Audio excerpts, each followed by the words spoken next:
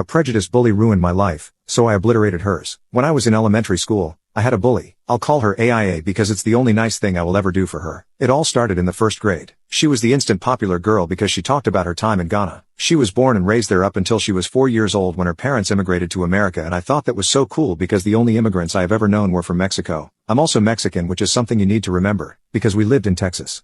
I asked her what was life like in Africa. She looked at me and said in a very smug voice, "A lot better than Mexico." I thought that was weird, but I let it go because we were kids at the time and I think she just wanted to be cool or something.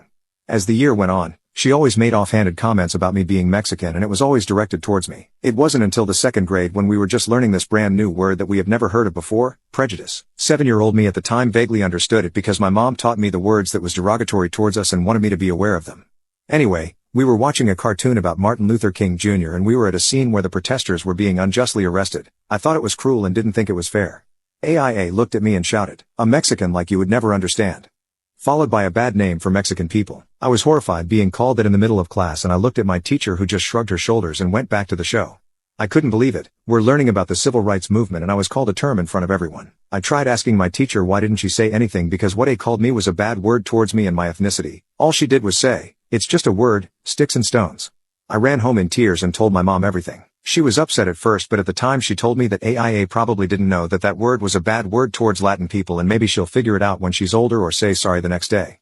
How wrong my mother was. For the next 4 years, AIA would throw racial slurs at me, calling me the Mexican who eats nothing but beans or a wetback because I must have crossed the Rio Grande River. I begged her every single time to stop and I went to my teachers pleading with them for help, but they never did anything. It wasn't just the terms she threw at me. She would insult me for the way I looked, the way my hair was, why I was bigger compared to the other girls who were slim. She wasn't a model herself either.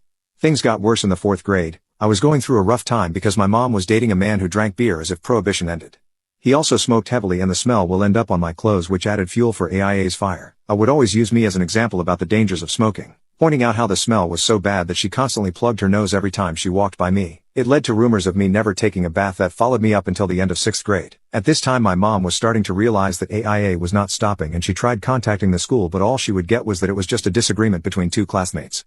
She wrote notes for me to give to my teachers, but nothing would happen, and in the 5th grade things really took a bad toll. My grandfather passed away and his death hurt me so much that even to this day I still feel that raw pain of his passing. Word got out to my school and AIA walked up to me saying how sorry she was that my grandfather was gone. I naively thought that maybe, just maybe, she would stop being a bully and say sorry for saying prejudiced things towards me. Nope. It's sad that he died to get away from you. I would too if I realized my granddaughter was so ugly. I broke into tears while she and a few of her friends laughed. And as always, none of my teachers did anything to stop her. I told my mom, who managed to finally get a hold of my teacher and demanded that she do something about it or else she was going to go up there and make her stop.